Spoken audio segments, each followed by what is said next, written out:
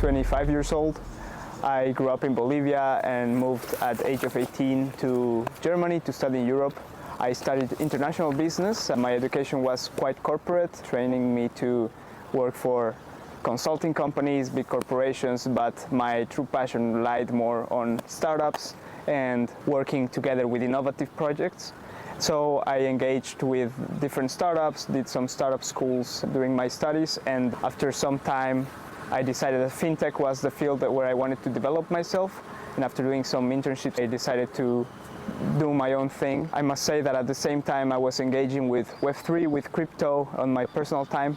And then I discovered this whole new world that finally, with my passion with fintech and economics, led me to get in there.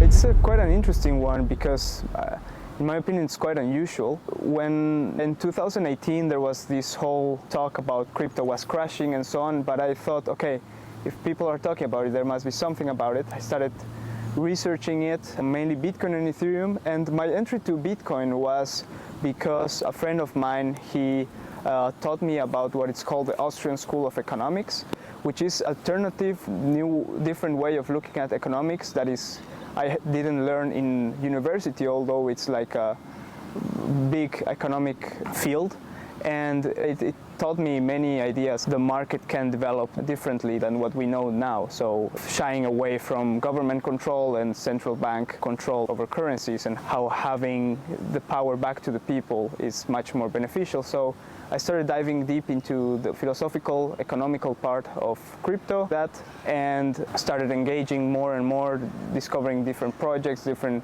initiatives that were being created in the space. 1.5 years ago, more or less, I decided to educate myself. I created an education website for the Spanish-speaking community, and a couple months later, I decided to create my own Web3 startup. I would say now I'm starting to specialize in ReFi, regenerative finance, also quite knowledgeable in Bitcoin and the economics behind crypto in general. So regenerative finance is a new way to see finance. So how I see it is we've been living in a world in which finance is very top-down, where we get told what to do, what not to do, like with very low financial literacy. I believe that regenerative finance is bringing a new look to this and bringing finance from the grassroots, let's say, so bottom up, so that people can create their own solutions around finance that fit more to them. For example, having currencies that empower the people rather than big institutions, having an entire financial system around that can help communities, even underserved communities, flourish more. Good question. I think maybe 2025 it's a bit too early, but I do think that it is leading the way towards having less and less financial institutions in general and having everything run through protocols and through code. So what the benefits is basically that it's enabling different communities to manage their own finances, manage their own investments, lending, borrowing the way they want without having to trust a third party that could be a government or a bank. This technology is called trustless for a reason, because you don't really have to trust anybody. You can just read the code and understand what's happening, and by verifying what's going to happen with how you engage with the protocol, with your money, then you can have the benefits that it brings. We have to start with grandfather of crypto, which is Bitcoin, of course. What Bitcoin brought is indeed what I mentioned, like a trustless monetary system in which we don't have to rely on institutions to make sure our money is valuable. So that was the first step. And then crypto, what it brought is a new way to communicate value. So if we ask ourselves what money is, in the end, is simply a way to communicate value, exchange value, and let's say in an ecosystem. So what crypto provides is a tool for people inside different communities to have their own communication language of value. I think again, it's too early to say, but ideally everyone would be able to choose their own currency, like the currency they prefer, that this brings more value for various reasons. But aside from that, and what we are seeing now is that crypto is not only to communicate value the way we know, like the monetary value the way we know that is used for everything, but rather for different purposes. So you can have cryptos for different purposes and for different ecosystems, let's say, for different communities. In an ideal world, like these would be interchangeable with each other and creating a flow of value that is beneficial for all these different communities.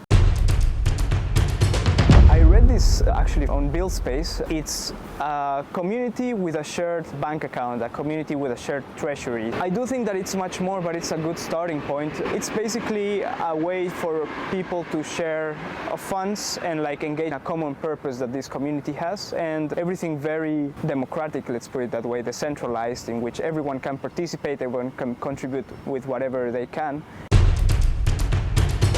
That one is actually closer than we think. I think 2025 doesn't sound too crazy. I see a lot of organizations already transitioning to a DAO structure because it's much easier to not have to trust specific individuals or institutions, but rather trust the code and verify the code. So I think the world will look in a way much more collaborative. That's the essence of DAOs. They're very collaborative, like they collaborate with each other. So I think these collaborations will be enabled much easier and frictionless. In that way, like there can be a lot of value generated for the world.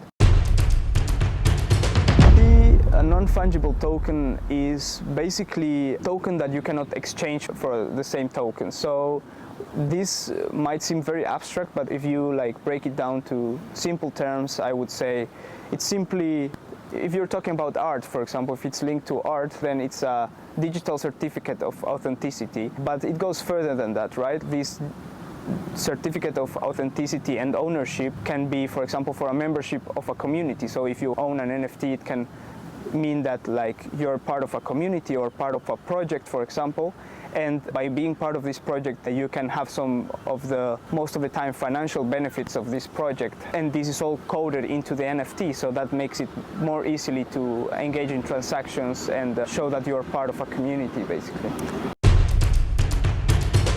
I don't think it would be much different, but we will be more trustful with each other because we won't have to be relying on third parties to check different stuff. We can rely on each other, and I think that can bring more fluency in the dynamics between people inside communities. I think that's where the value of NFTs lies.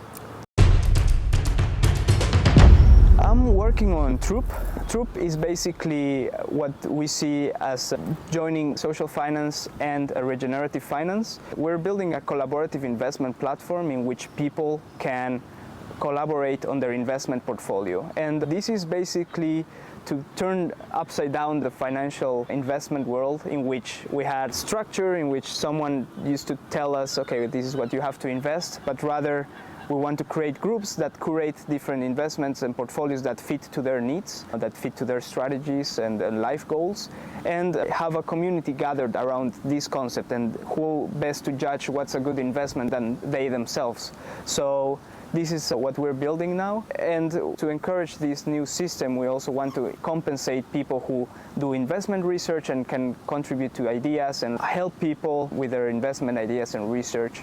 And this is why it's part of ReFi, regenerative finance, because we believe that a hedge fund manager, for example, who is mostly the one who benefits in the traditional world, it can be anybody in the world. If someone engages in research and if people collaborate and use the hive mind, this value that is centralized to this single person can be distributed among all the contributors of these collaborative portfolio ideas. What we want to do is create a way in which people trust mostly their peers and trust more people rather than institutions. So what you will have is like a platform that has like different portfolios that have different strategies that can be more suitable for you. For example, you want to save for a house in 20 years, so like you can find a troop that is to save for a house in 20 years. So you can join this troop, invest your money, trust that the people will have good discussions, and you can even vote on the decisions that are made there.